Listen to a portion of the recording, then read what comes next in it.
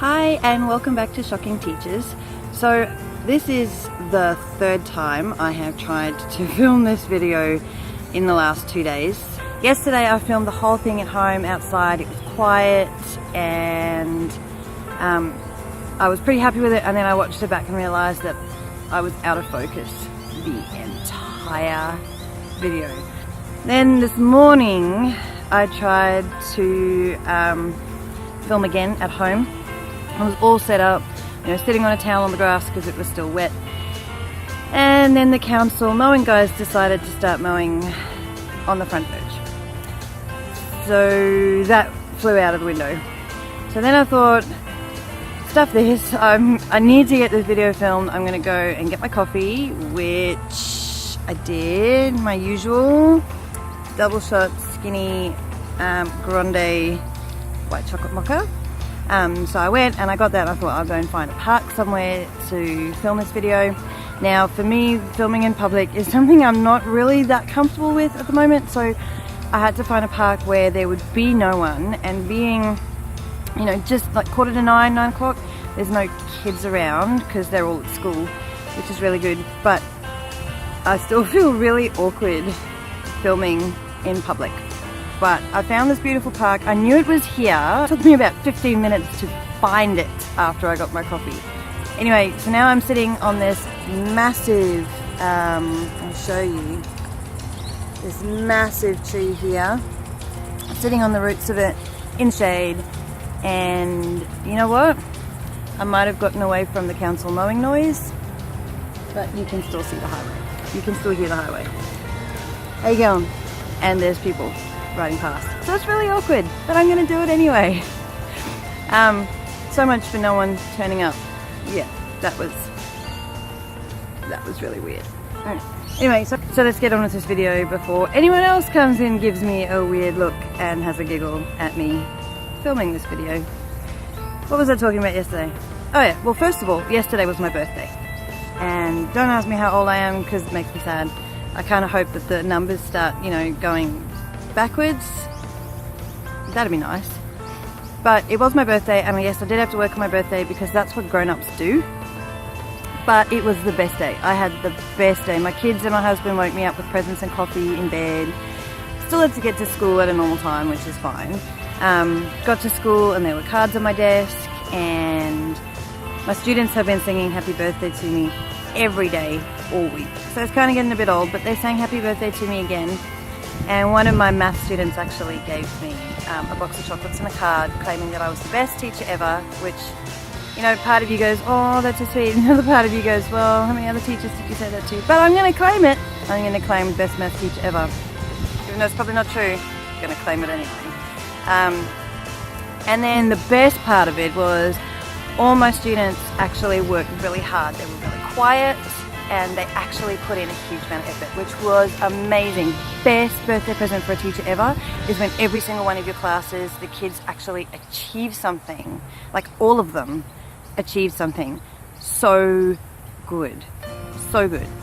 And then, of course, my dad works at the school where I work at, and he took my girls home with him, and they had a sleepover, which meant that Daniel could take me out for dinner. We went to Sombreros, which however many meals you buy at Sombrero, they will donate a meal in a third world country. So, we bought 2 meals, so therefore 2 meals were donated in a third world country. And you know what? It might be a little something and seems insignificant, but it's significant for someone. So we were happy to do that. We did that. And then we went and watched the movie Thor Ragnarok. Oh my gosh. If you like Guardians of the Galaxy, you'll love Thor Ragnarok. I loved it. It was so good. I love Guardians of the Galaxy. That's my favourite movie series. Anyway, so that was my birthday, and I got to sleep in this morning because it's Friday, and I always get, I don't have to go to work till later, which is good. I'm getting destroyed by mosquitoes right now. Ooh. Something that I wanted to talk about is something new that I've started doing with my maths class in particular. They're kind of my guinea pigs. And it's kind of easier to do with them because they're not in a lab and they're not doing group work. They're doing individual work, so it works really well. But what I've been doing is I've numbered, where are my numbers? I'll show you. I've got these, and I've I've numbered all the desks in the room 1 to 32, and they sort of start at the front and go 1, 2, 3, 4, 5, 6, 7, 8, and they snake up and down the room so that it's easy for me to pick up the numbers at the end. And then I greet the kids outside. They line up, they're quiet. I greet them outside, and I'll shuffle these every day, and I randomly hand out one of these numbers, 1 to 32, to every kid as they come in, and they've got to sit at that desk. And that does a couple of things. Number one, it makes them sit with kids that they don't normally hang out with. I know how they work with their friends, and often it's loudly and not very productively. So this whole system, sometimes it works out, sometimes the randomness is not random enough, but for the most part this week it's worked pretty well. They grab their number and they've got to find their desk, and usually they will be with someone that they don't know. They'll be in a different part of the room, so their comfort zone is kind of taken away for a little bit. I wouldn't suggest doing this at the beginning of a year. Like, we've got 3 weeks left of the school year and then we're done. And I kind of wish that I'd thought of this earlier, because it works really well. But I wouldn't do it for the first sort of 4 or 5 weeks, because the kids don't, unless they're a really tight-knit group from the year before, you don't really know, you don't get to know them. So I suggest this for later on. So they each get a number and they're sitting with kids they don't know. Generally what happens is they're quieter because they're not with their friends, and they generally work harder and they work better and they're more productive with students that they don't normally hang out with. They also manage to keep their manners a bit better. Because when they're with their friends, they egg each other on and stuff like that. But when they're with people they don't know, they're more polite and they're more respectful of each other, and there's not that gang mentality going on, which is really good. And the other thing that I started doing, and I'm going to do this from day 1 next year, is I've been doing bell ringers. So I know in the States they're called bell ringers, where they get an activity and they've got to go and sit down first. As soon as the bell goes and you're let in, first 5 minutes of the lesson is silent, working on bell ringers. Here in Australia, if you use them, they're generally called a warm-up. I've been calling them bell ringers just so that it's different. The kids, if it's something that they hear too often, they're kind of not interested. But if you give it another name, even though it's the same thing, there's a bit more enthusiasm with it. So what I've done, only because we've only got 3 weeks left of term, is I've done these. So they look a bit like this. This was Monday's bell ringer. Oh, the wind is blowing it. This was Monday's bell ringer. So we were doing Pythagoras last week, Pythagoras theorem. And so this was the first one. It was finding the hypotenuse, or the hypotenuse, as some of us like to call it. So they have 5 minutes to sit down and work it out. They've got to show all their working. They've got to do their formulas, everything. And then they glue this into their books. Now, the other thing I've done is I've gone to Kmart, because Kmart is the teacher's best friend, is Kmart. And sorry, if I keep looking, oh, this guy's coming back. It's so awkward. Keep looking over here, it's because the screen's in a different place. I'm going to stop filming right now because this is really awkward. Oh my gosh, so cringeworthy. Gonna have to get over it though. I want to be a real YouTuber, I suppose. Anyway, what was I saying? So they did Pythagoras last week. This week we were doing Pythagorean triads, or Pythagorean triples, and Pythagoras in 3D.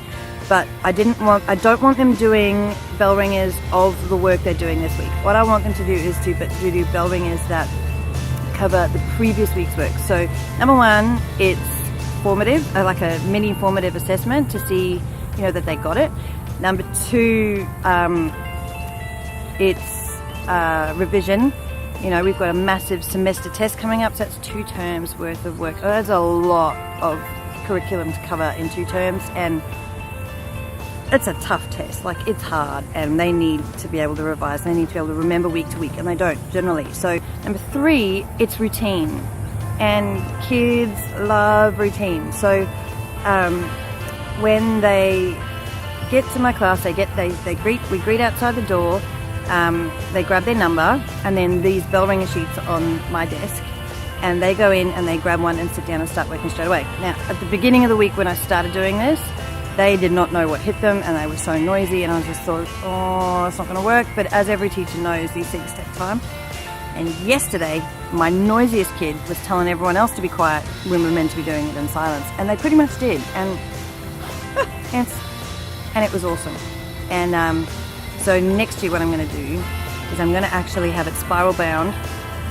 I'll get the admin ladies downstairs to spiral bind them all for me, and I will have it so it'll be a booklet that stays in the classroom, and then they grab their booklet, they do it, and then at the end of the week, if they've missed any or they're behind, they take it home over the weekend and do what they've missed for homework. And I'm going to make that a regular routine thing because it's working really, really well. And I really wish I'd thought of this way back, term 1.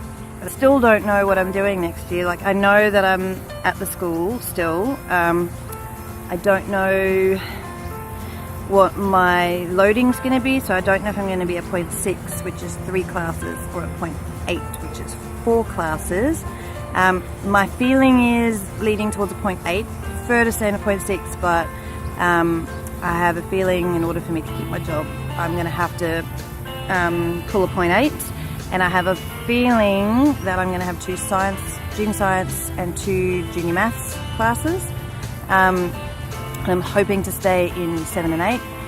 Also don't know if I'm on contract or if they make me permanent yet.